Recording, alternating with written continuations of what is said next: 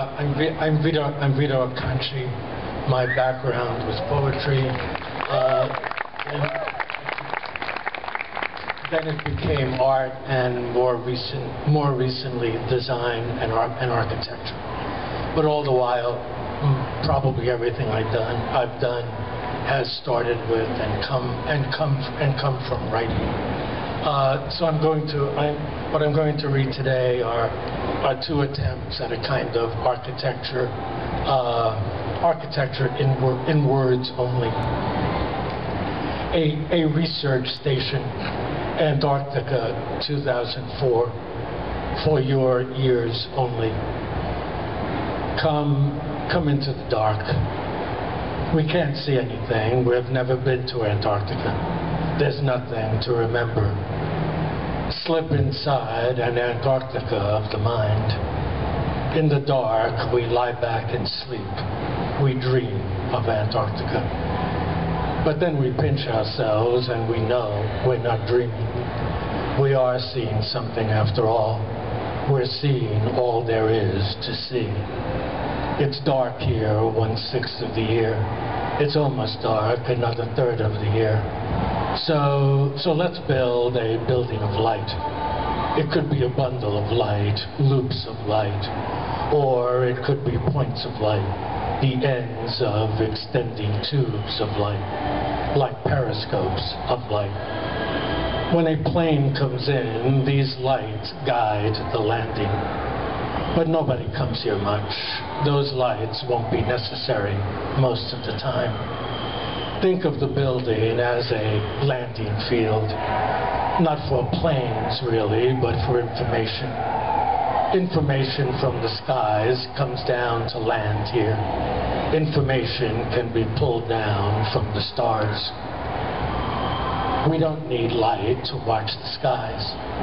Let's build a building that turns on and off. The lights turn off, and we disappear into nothingness as we watch.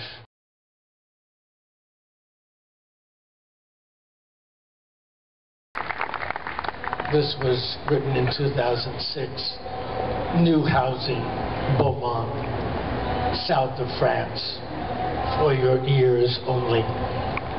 Here we are at the possible beginning of a project. Here we are in the mountains. On the one hand, we're so high up, we're feeling woozy. We're getting lightheaded. On the other hand, we're in the land of farmers. We're on a ground of stone and rock. We come face to face with hard-headed reality. Before we left, someone in New York who knew the place said, "Look at the mountains as you approach them. Look with your eyes, and the mountains are green. But then look again. This time look with your mind. And now the mountains are blue." I looked with my mind. I followed somebody else's mind. Come into my mind. When you see the mountains in close-up, when you're much too close to see from afar, you're in the middle of rocks and browns and greens. The only blue is the sky. You're on the top of a slope, but there's another slope beyond. You're outside, but it's as if you're in a cave. You're out in the open, but protected by the wall of a slope. It's as if you've come home. We can't just throw a house down here. We can't just build a house up anywhere. We wouldn't want to. It would roll down the hill. We have to coax a house out of the ground. Let the house roll out of the hill, slip out of the hill, slope out of the hill. At the same time, we can't build a house from another time. We can build from there, but we can't build from then. We can only build from now. The land remains, but times have changed. Of course the land can stand up to the changing time, but all the while the changing time rethinks the land, redoes the land, renews the land. We can't build like animals. That's not to say we can necessarily build better than animals, but we can't help building differently than animals.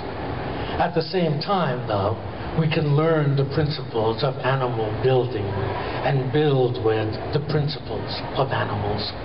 Those principles transformed all the while by our own and by the tenor of the times we are in. We can't build organically.